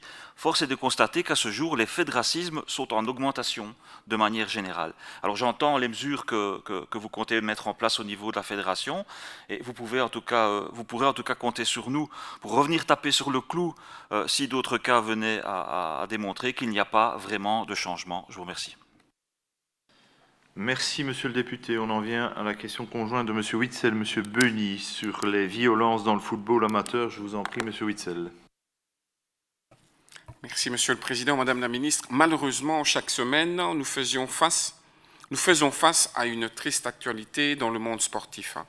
Des faits de violence ont lieu régulièrement. On le médiatise beaucoup dans le football professionnel, mais plus de 70 matchs en Fédération Wallonie-Bruxelles ont été arrêtés dans le football amateur également. Ce chiffre n'est pas vraiment officiel, mais repris dans les informations des comités provinciaux durant un an. Les matchs provinciaux féminins ne sont pas épargnés non plus. Les arbitres, vivent également de la violence et voient leur prise de position comme un risque face à l'équipe, aux parents, aux délégués et aux supporters. Le milieu manque d'arbitres et, en l'absence de celui-ci, c'est une personne désignée, non formée, qui monte sur le terrain. La pénurie d'arbitres est un autre problème à souligner. Mais le remplacement de celui-ci également, car il n'est pas paré à vivre ce qu'il attend. Des faits graves se déroulent et impliquent que les comités provinciaux doivent intervenir afin de sanctionner les joueurs qui dépassent les limites. Madame la Ministre, face à ce problème qu'il faut évidemment éradiquer, vous avez su réagir. Quel est le suivi de vos actions pour stopper la violence dans le sport amateur? Le sport professionnel ne pourrait-il pas servir de modèle pour le sport amateur? Quelles sanctions vont être appliquées dans le cadre du sport amateur lorsque des faits de violence seront constatés? Quel retour avez-vous des clubs et des parents fair-play? Est-ce que ceux-ci doivent faire face à de la violence? A-t-on des statistiques des sanctions prises dans les clubs sportifs? Quelles ont été les plus lourdes? Et enfin, pouvez-vous nous en dire plus sur la campagne arbitre, premier supporter du match du Panathlon et à laquelle le gouvernement s'est associé? Merci pour vos éléments de réponse. Merci, monsieur le député. Monsieur Beny, pour votre question sur les faits de violence dans le foot amateur, je vous en prie. Oui, merci Monsieur le Président. Madame la Ministre, la violence sur et aux abords des terrains de foot ne concerne pas que le football professionnel. Le football amateur est aussi confronté à la violence, qu'elle soit verbale ou physique. Il n'est pas rare que des arbitres se sentent menacés par des joueurs, par des parents de joueurs ou même des coachs à cause d'une décision d'arbitrage qui ne leur plairait pas. Parfois même des violences physiques sont commises vis-à-vis des arbitres, ce qui est totalement inacceptable. Il ne faut dès lors pas s'étonner de voir le nombre d'arbitres en constante diminution. Par exemple, dans la province de Liège, en 10 ans, le nombre d'arbitres est passé de 700 à 440, tandis que le nombre de matchs, lui, n'a pas diminué. Donc actuellement, à part des amendes et des forfaits, peu de moyens sont à disposition des arbitres pour lutter contre ces violences. Il y a quelque temps, un projet de décret éthique dans le sport, dotant la Fédération Wallonie-Bruxelles d'un cadre juridique et de structures destinées à progresser au sein du monde sportif francophone sur les questions d'éthique, de fair play, de déontologie et de bonne gouvernance a été voté. Alors, Madame la Ministre, pouvez-vous nous dire quels en sont les effets à ce jour? Avez-vous déjà un retour d'expérience positive pour la promotion du fair play dans les stades? Votre gouvernement est-il d'accord que des sanctions plus dures doivent être prises en cas de violence, comme par exemple des radiations à vie ou des suspensions de plusieurs années pour des joueurs coupables de faits de violence? D'avance, merci pour vos réponses. Merci, monsieur le député. Madame la Ministre. Merci, Monsieur le député. Nous avons déjà posé malheureusement ce constat. La violence sous différentes formes peut contaminer nos terrains. Et cette violence, elle se répercute également sur les arbitres. Et donc leur amour du sport, leur engagement ne suffit parfois plus à les convaincre de rester en fonction. Rappelons que le Code pénal qualifie une agression sur un arbitre de la même manière qu'une atteinte à un officier de police. Dans ce domaine aussi, les juges et les arbitres doivent oser parler, dénoncer et porter plainte le cas échéant. Et à cet égard, je me suis associée au Panathlon Wallonie-Bruxelles pour la campagne Arbitre, premier supporter du match, pour rappeler ce point très important. Alors, qu'est-ce que c'est cette campagne? Donc, c'est une initiative qui rassemble les 9 fédérations de sport collectif de ballon. J'ai dit 10 dans une réponse précédente, je pense que la réponse est 9, mes excuses. Donc, c'est une initiative qui a touché plus de 3000 arbitres qui ont utilisé la chalzuble, qui est l'emblème de l'initiative, et qui ont développé des actions concrètes pour mettre en avant l'arbitre en tant que constituant positif majeur du sport et bien sûr un véritable éducateur aux valeurs du sport. On a évoqué le décret éthique. Alors le décret éthique a été adopté et donc les arrêtés d'application suivent maintenant leur parcours législatif. Et le gouvernement a adopté en première lecture en décembre dernier l'arrêté qui fixe le fonctionnement de l'observatoire éthique. Cet observatoire aura notamment pour tâche première de déterminer des actions pertinentes face aux faits de violence qui ont été démontrés notamment au travers de l'étude CASES qui a été présentée récemment. Il élaborera également un cahier des charges visant à la mise en place d'une formation spécifique pour nos référents et délégués éthiques. Et puis, j'ai eu l'occasion d'en dire un mot. J'envisage aussi d'organiser une rencontre avec tous les arbitres en Fédération Wallonie-Bruxelles pour être à l'écoute de leurs pistes de solutions. Parce que j'en suis convaincue, la solution, elle doit venir de propositions du terrain. Je vous remercie. Merci, Madame la Ministre. Monsieur Witzel, pour votre réplique. Je remercie Madame la Ministre pour les éléments de réponse. Et effectivement, je pense qu'une concertation avec... comme je l'ai expliqué tout à l'heure, on parlait du racisme, les acteurs de terrain, je pense que c'est primordial en fait. Et cette association avec le Panathlon me paraît important de pouvoir avoir les avis et peut-être des solutions par rapport à ce que vivent les arbitres sur le terrain.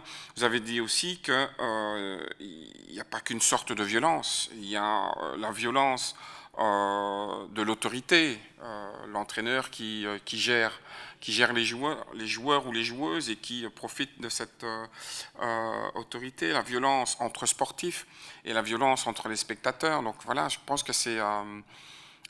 il y a énormément à gérer et comme je l'ai encore dit aussi tantôt, cette concertation me paraît vraiment importante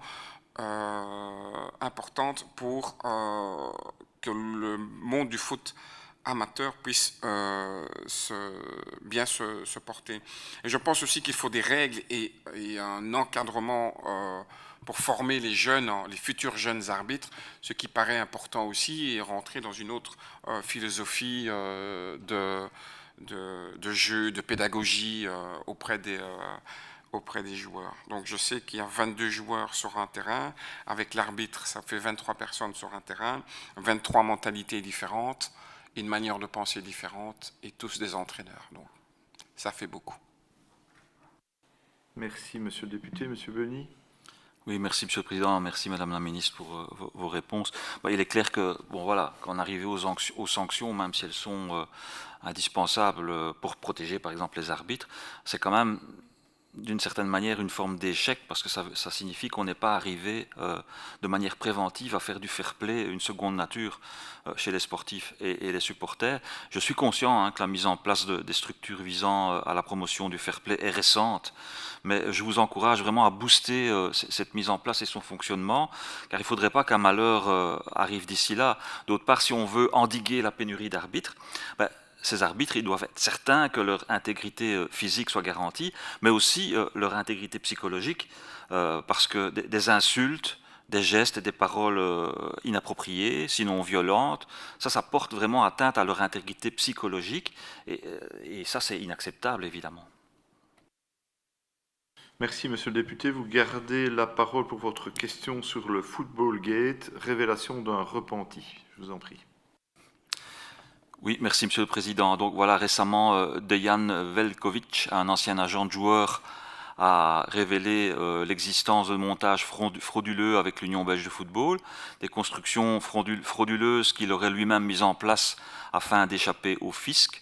Alors sans entrer évidemment dans le détail, d'autant plus que la justice fait son travail et suit son cours, on constate à nouveau que le sport le plus populaire au monde se transforme toujours plus en une course au profit, et tous les moyens sont bons. Alors quand on est supporter d'un club, tout ce qu'on espère, c'est que son équipe livre un beau match, qu'elle gagne sur le terrain à la loyale, comme on dit. C'est une question de respect. Or, aujourd'hui, il arrive trop souvent qu'à la fin du match, c'est l'argent qui gagne. Ça fait longtemps que les questions financières se sont emparées du monde du ballon rond. À présent, elles prédominent les compétitions. Tout est devenu un problème d'argent. Ceux qui en profitent ne sont pas les clubs en tant que tels, mais ceux qui tournent autour, les investisseurs, les sponsors, les agents de joueurs, les parieurs, etc. Fin septembre, le reportage Le milieu du terrain sur la RTBF mettait en évidence des pratiques mafieuses en Belgique, et l'affaire Veljković en est un des aspects finalement. Alors Madame la Ministre, comme Ministre des Sports, quels sont les leviers mis en place pour lutter contre ces pratiques en opposition avec l'esprit même du football et du sport en général? Quelle évaluation en faites-vous? Avez-vous des contacts avec vos homologues du nord du pays pour mener de manière commune une lutte efficace contre tout montage frauduleux dans le monde sportif? Enfin, quelles mesures préventives votre gouvernement compte-t-il prendre? Je vous remercie. Merci Monsieur le député. Madame la Ministre.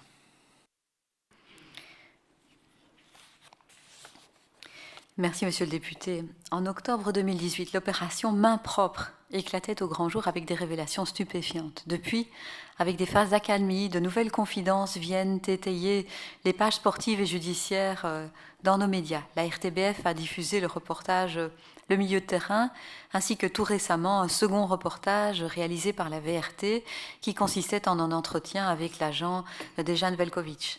Ces documentaires sont édifiants quant à des pratiques et comportements qui, s'ils se confirment, ternissent l'image du sport, du foot, de ses institutions et puis de ses pratiquants. Ces reportages tentent à démontrer le rôle trouble des agents, mais aussi celui endossé par certains dirigeants au sein de nos clubs. Les faits dévoilés par M. Veljković, blanchiment, commission, salaire au noir, relèvent directement de la justice. Rappelons que la fonction d'agent de joueur est réglementée. En effet, nos législations régionales balisent l'exercice de cette activité qui est reprise sous le vocable d'intermédiaire. Rappelons aussi que des instructions sont en cours, que la justice doit faire son travail et la présomption d'innocence constitue toujours l'un des premiers fondements de notre État de droit. L'Union belge a confirmé s'être constituée partie civile dans ce dossier. Mais il est un fait, ces événements démontrent une forme d'opacité qui n'est pas conforme à l'esprit du sport ni aux règles de transparence et de bonne gouvernance, et qui plus est, dans un secteur qui bénéficie par ailleurs d'importants soutiens publics en termes d'infrastructures, de sécurité, de législation fiscale ou encore de formation des jeunes. À cet égard, la Pro League et l'Union belge de foot, dès la mi-octobre 2018, ont mis en place un panel d'experts afin de procéder à une refonte du règlement de notre Fédération nationale de foot concernant les intermédiaires, qui est la dénomination officielle des agents de joueurs. Cette réforme a été validée en septembre 2019 par l'autorité belge de la concurrence, qui a refusé, par exemple, certaines propositions du panel d'experts, par exemple la fixation d'un quota maximum de joueurs pour un même intermédiaire, le principe qu'un agent ne peut représenter l'entraîneur et les joueurs d'une même équipe, ou encore la fixation de commissions maximales. Ce règlement est entré en vigueur au 1er juillet 2020 avec la mise en place d'une clearing house, qui est un département indépendant en supervisant tous les contrats conclus par les agents, les clubs et les joueurs. Entre le 1er juillet 2020 et le 30 juillet 2021, ce sont près de 1000 transactions qui ont été vérifiées. C'est un volume éloquent. Ce dispositif vise à assurer une transparence dans les interventions des intermédiaires avec lesquels un club belge est impliqué. La Clearing House donne son aval sur les rémunérations versées aux intermédiaires après divers contrôles tels que l'enregistrement de l'intermédiaire auprès de l'URBSFA et des instances régionales concernées, la direction de l'emploi et des permis de travail en Wallonie, l'administration de l'économie et de l'emploi en région bruxelloise, mais aussi le contrat écrit de la représentation, les conditions et modalités de paiement, les conflits d'intérêts, etc. En août dernier, pour la première fois, 3 clubs ont été sanctionnés par le comité disciplinaire de l'Union belge pour ne pas avoir respecté les règles relatives aux intermédiaires. Je précise également que le règlement de la Pro League sur les intermédiaires stipule entre autres que un intermédiaire ne peut agir à la fois au nom du joueur et du club concerné. La double représentation est interdite. Par ailleurs, une personne ayant un rôle passif ou actif au sein d'un club ne peut cumuler celui-ci avec une activité d'intermédiaire. Et enfin, aucune rétribution n'est possible pour les transactions concernant des mineurs et pas de représentation possible pour des joueurs âgés de moins de 15 ans. De manière parallèle, la Pro League et l'Union belge, dès mai 2019, ont mis en place une nouvelle organisation de l'arbitrage professionnel en mettant l'accent sur la professionnalisation, l'indépendance et une formation continue de qualité. Le règlement concernant les tentatives et la falsification de matchs a également été révisé, avec des sanctions plus lourdes et un délai de prescription étendu à 8 ans. Depuis juin 2021, les clubs de la Pro League doivent également disposer d'un règlement interne sur ces rapports avec les intermédiaires. Des dispositions limitant en particulier la concentration par le même agent au sein d'un club doivent y être reprises. Par ailleurs, depuis de nombreuses années, l'Union belge sensibilise les joueuses et les joueurs de nos équipes nationales jeunes à la manipulation des compétitions sportives. Mon administration est l'une des chevilles ouvrières de la plateforme nationale contre la manipulation des compétitions sportives qui regroupe les administrations flamandes et germanophones du sport ainsi que le SPF Justice, mais aussi la police fédérale. Le travail de ce groupe de pilotage est complété par l'expertise et l'investissement de différents acteurs au sein d'un conseil général qui est composé de différentes fédérations nationales, le foot, le tennis, le basket, etc., du parquet, de la loterie nationale, de la commission des jeux de hasard ainsi que de l'AISF et de son pendant flamand, la VSF. La réunion et la collaboration de cet ensemble d'acteurs permettent d'avoir une approche plus large et globale afin de combattre, détecter et sanctionner ces pratiques. La dernière réunion du groupe de pilotage s'est tenue en septembre dernier et l'Assemblée générale devrait être organisée en novembre prochain. Mon administration a d'ailleurs organisé en 2017 un colloque spécifique sur cette thématique. Elle travaille par ailleurs, à notre demande, à de nouveaux outils de prévention et de sensibilisation qui seront présentés dans le courant de 2022. Par ailleurs, lors de la réunion organisée pour nos sportifs sous contrat, les représentants de la police fédérale au sein de la plateforme nationale étaient présents et ils ont pu expliquer leur travail, mais aussi transmettre à nos sportifs en Fédération Wallonie-Bruxelles une série de recommandations. Je vous remercie. Merci Madame la Ministre. Monsieur le député, pour votre réplique. Merci Monsieur le Président, merci Madame la Ministre pour vos réponses. Merci déjà d'avoir rappelé évidemment toutes les mesures qui sont mises en place, qui ont été mises en place. Dès qu'il y a beaucoup d'argent en jeu, le risque de pratiques mafieuses, de fraude est bien présent et ça devrait systématiquement nous alerter. Vraiment un contrôle systématique devrait être mis en place pour couper l'herbe sous le pied de tous ceux qui seraient tentés d'une manière ou l'autre de frauder. Alors j'entends le dispositif qui a été mis en place et toutes les mesures que vous avez citées. J'espère qu'elles seront suffisamment efficaces. Mais mon sentiment, c'est qu'au niveau des moyens mis en place, ce que je constate, c'est qu'ils sont en tout cas insuffisants pour lutter efficacement, notamment dans ce cas-ci, contre les fraudes fiscales. Pourtant, ça coûterait nettement moins cher d'investir plus dans ces moyens que ce que ça nous coûte à la société finalement, toutes ces fraudes fiscales, parce que ça coûte énormément d'argent à la collectivité. Et là aussi, je crois que c'est une question de priorité. Merci, monsieur le député. Monsieur Witsel, vous avez la parole pour votre question sur le bilan des mesures prises dans le milieu. Je vous en prie. Merci, Monsieur le Président, Madame la Ministre.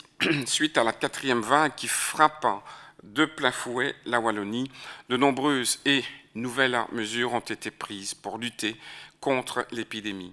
Le port du masque dès 6 ans, l'application du Covid Safe Ticket pour rentrer dans les infrastructures sportives et les buvettes, ainsi que l'arrêt des repas et activités proposées par les clubs. Autant de mesures prises afin de protéger nos jeunes et de pouvoir continuer à pratiquer leur sport. Si nous comprenons évidemment tout l'intérêt sanitaire de ces mesures pour lutter contre l'évolution d'un virus particulièrement dynamique, nous devons également penser à tous les gestionnaires et les responsables qui doivent une nouvelle fois changer leur fusil d'épaule. Et je tiens à profiter de cette occasion pour rendre hommage à tous ces bénévoles, toutes ces personnes qui encadrent les sportifs, à ces parents et sportifs qui s'adaptent presque au jour le jour pour que des milliers de sportives et de sportifs puissent continuer à pratiquer leur passion. Suite à cela, je me questionne sur le bilan de toutes ces mesures et le bon déroulement de leur mise en place. Alors, quel retour avez-vous eu des différents clubs? Des éléments sont-ils améliorés? Avez-vous à connaissance de situations particulières qui ont empêché des jeunes de pratiquer leur sport? Y a-t-il eu des faits de violence à l'encontre des personnes qui contrôlaient les entrées? Un remboursement total ou partiel est-il prévu pour les personnes ne présentant pas le CST? Avez-vous eu l'occasion d'observer une baisse d'intérêt et d'inscription aux activités proposées? Et enfin, pouvez-vous nous en dire plus sur l'impact de ces mesures au niveau des stages d'hiver? Se sont-ils bien déroulés? Certains ont-ils dû être annulés? Merci pour vos éléments de réponse. Merci, monsieur le député. Madame le ministre. Merci, monsieur le député. L'aspect positif des récentes décisions, c'est la possibilité de continuer à pratiquer une activité sportive. Toutefois, on ne va pas se le cacher. Il est un fait que l'absence de public a un impact financier quant aux recettes de certains clubs. Et évidemment, l'absence de public a aussi un impact négatif sur le moral des sportifs. On sait qu'un match de basket n'a pas le même sel, n'a pas la même saveur sans le public. Et donc, une réflexion est menée au sein de mon cabinet afin de soutenir le mouvement sportif pour faire face à ces décisions. Par rapport aux mesures actuelles imposées par le Codeco, mes collaborateurs et mon administration ont tout mis en œuvre pour que la pratique sportive puisse continuer en toute sécurité et que le secteur sportif soit traité sur un pied d'égalité avec d'autres secteurs, avec des jauges équivalentes par exemple. Et à ce propos, j'ai obtenu que le ministre Van den Broek et le commissariat Corona puissent rencontrer le secteur sportif ce lundi 10 janvier, hier donc. Et c'est une rencontre très intéressante de mon point de vue puisqu'elle a permis de clarifier certains points et inquiétudes et de pouvoir débuter des échanges entre le cabinet du ministre Van den Broek, le commissariat Corona et le secteur sportif, et bien sûr mon cabinet, pour que les intérêts et les spécificités du secteur sportif soient mieux pris en compte à l'avenir. Et l'AISF tient d'ailleurs aujourd'hui même une réunion pour poursuivre les réflexions sur ces mesures et ensuite pour que nous puissions envoyer leur contribution au commissariat Corona, notamment dans le cadre de l'élaboration du fameux baromètre. Concernant votre question sur d'éventuels faits de violence en lien avec les mesures sanitaires, je pense que la population accepte assez bien dans son ensemble les mesures qui lui sont demandées, mais toutefois, des cas isolés de violence, principalement verbales, nous sont revenus, des cas de violence envers les personnes qui contrôlent l'application des mesures sanitaires. Mais il faut noter que le professionnalisme des gestionnaires a permis de gérer ces situations, même si, dans certains cas isolés, eh bien, on a pu avoir, par exemple, une plainte qui a été déposée auprès des autorités. Les fédérations sportives analyseront leurs chiffres pour l'année 2021. Concernant les stages d'hiver, les stages à l'étranger ont dû être annulés suite aux mesures prises dans certains pays. Et c'est notamment le cas des stages ADEPS qui se déroulent au centre ADEPS des Arcs, suite aux règles françaises en cas de Covid positif chez un stagiaire ou un encadrant. A l'inverse, nos stages ADEPS affichent complet et nous n'avons rencontré aucune baisse dans les inscriptions. Je vous remercie. Merci Madame la Ministre. Monsieur le député. Merci Madame la Ministre pour vos éléments de réponse. Bon, mais je note attentivement qu'il y a eu cette concertation avec le ministre Van den Broek. Et comme je vous l'ai déjà dit tout à l'heure, je trouve que c'est important de pouvoir rencontrer le secteur sportif afin de voir un peu ce qui est possible de mettre en place pour éviter ce qu'on a vécu l'année passée, des personnes des sportives et sportifs qui arrêtent complètement le sport parce qu'ils sont démotivés par rapport au CST. Donc je pense que c'est important et cette réunion de la ISF, je me réjouis de voir un peu jusqu'où ça va aboutir et quels sont les retours qu'on va pouvoir avoir. Et effectivement, Madame la Ministre, je pense qu'il faut beaucoup de pédagogie en fait pour tous les gestionnaires de salles par rapport à ceux ou celles qui n'ont pas leur CST. Donc vous dites que c'est infime par rapport et que les gens acceptent relativement bien la situation. Donc voilà, mais il faut juste penser que venant du foot, du monde amateur, il ne faudrait pas que ça continue encore longtemps, parce que sinon on va aller droit dans un mur avec le sport amateur. Donc, je me réjouis de voir un peu la suite que la ISF va donner par rapport à la réunion. Merci. Merci, Monsieur le député. Je vais demander à Monsieur le député Beny s'il veut bien assurer la présidence, puisqu'il est l'aîné de cette Assemblée, un an plus âgé que Monsieur Witzel, qui ne s'en plaindra pas certainement, pour que je puisse poser ma question. Je vous remercie, Monsieur Beny. Je vous en prie. Voilà, monsieur le député, je vous rends la parole pour votre question relative à la promotion du fair play au travers du prisme des organismes de jeunesse et maisons de jeunes. Je vous en prie. Merci, Monsieur le Président. Madame la Ministre, chers collègues, rappelons avant toute chose que la discrimination est interdite par la loi et est, bien entendu, punissable. Discriminer quelqu'un revient à lui porter préjudice. Un juge peut condamner une personne discriminante à indemniser la victime pour les dommages causés. Ceci étant dit, récemment, nous avons pu lire dans la presse des articles faisant état de faits de violence, de racisme dans le sport, on vient de l'évoquer assez longuement avec les collègues, et plus singulièrement dans le football.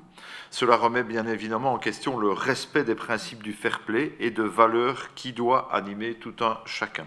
Cela reflète un bien piètre exemple pour nos jeunes et au-delà du cadre du football, je souhaitais revenir vers vous, Madame la Ministre, sur les actions mises en place dans nos différents organismes de jeunesse et de maisons de jeunes pour promouvoir les valeurs du fair play dans un contexte compétitif et ou sportifs ou dans les activités proposées par les organismes de jeunesse et les maisons de jeunes. En effet, les maisons de jeunes et différents organismes de jeunesse ont un rôle, me semble-t-il, important dans le développement de valeurs pour nos jeunes et cela inclut les comportements dans un contexte d'activité de jeunesse. En effet, nombre de maisons de jeunes et organismes de jeunesse organisent des activités dans le cadre de leur camp d'été, par exemple, ou à l'occasion d'événements tels que des courses de tout type, que ce soit des courses de caisse à savon qui sont ludiques ou autres, et tant d'endroits où le respect du fair play est observé et bien loin des débordements observés aux abords des stades de football. J'en viens à mes questions, Madame la Ministre.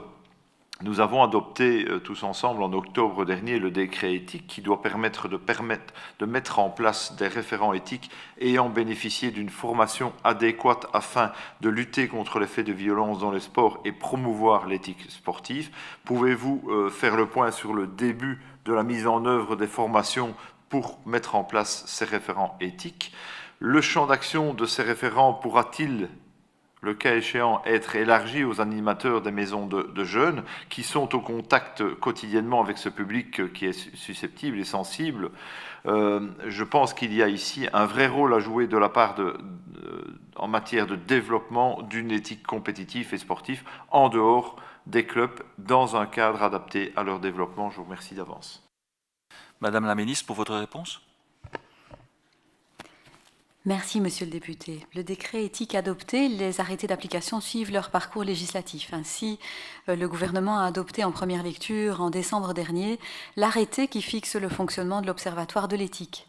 Cet observatoire aura notamment pour tâche première de déterminer des actions pertinentes face aux faits de violence démontrés notamment au travers de l'étude CASES que nous avons présentée récemment. Il sera également chargé d'élaborer un cahier des charges visant à la mise en place d'une formation spécifique pour nos référents et délégués éthiques.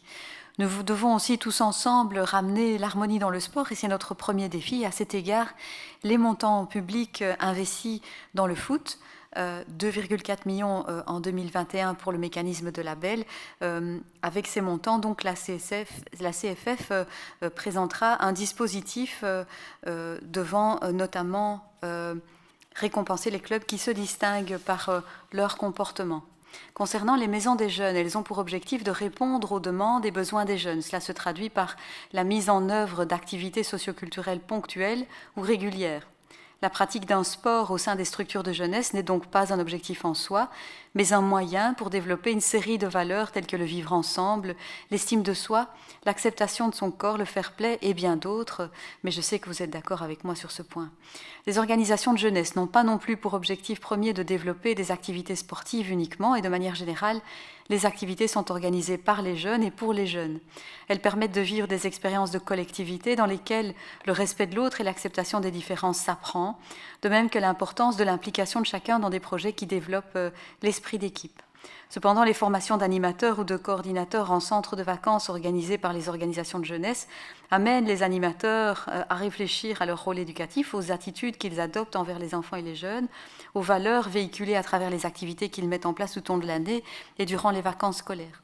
Les contenus relatifs aux droits de l'enfant et leur application effective à travers les attitudes développées par l'équipe d'animation sont analysés et évalués en vue de faire progresser chacun dans sa fonction d'éducation. Ce brevet d'animateur et coordinateur en centre de vacances est très largement plébiscité par les organisations de jeunesse qui le considèrent comme un moyen d'action au service de la qualité de l'encadrement. En ce qui concerne les centres de jeunes, plusieurs fédérations organisent des formations continues à destination des animateurs. Celles-ci abordent en général les contenus au regard de la fonction d'animateur et de relation avec les jeunes, sans toutefois qu'il y ait un parcours complet organisé. Au niveau de la coordination, la formation en menant au BAGIC, c'est-à-dire le brevet d'aptitude à la gestion du projet global d'une institution culturelle ou socioculturelle, est proposée aux coordinateurs et compte 700 heures minimum. Celle-ci, portée par l'interfédéral des centres de jeunes, aborde très largement les enjeux culturels et sociaux à l'œuvre dans le secteur, parmi lesquels le développement d'une société égalitaire et ouverte à l'interculturalité. Enfin, concernant la formation et la mise en place de référents éthiques en sport, je vous rejoins, cette expérience devrait à terme déboucher sur des pistes de collaboration avec d'autres secteurs comme la jeunesse, que ce soit en termes de contenu de formation ou d'échange d'expériences, dans un souci de transversalité. Je vous remercie. Merci. Monsieur Fontaine, pour votre réplique. Merci, Monsieur le Président. Merci, Madame la Ministre. Et nous sommes effectivement d'accord sur pas mal de choses. Et je retiendrai simplement votre dernière intervention en disant que La mise en place, après la mise en place du cahier des charges et de la formation spécifique au niveau du sport, il serait intéressant d'ouvrir ça aux maisons de jeunes et aux organismes de jeunesse, puisque dans la formation, on parle de fair play. On a parlé essentiellement aujourd'hui, cet après-midi, puisque c'était dans la section sport, de fair play dans le milieu du sport, mais le fair play, il est dans tout.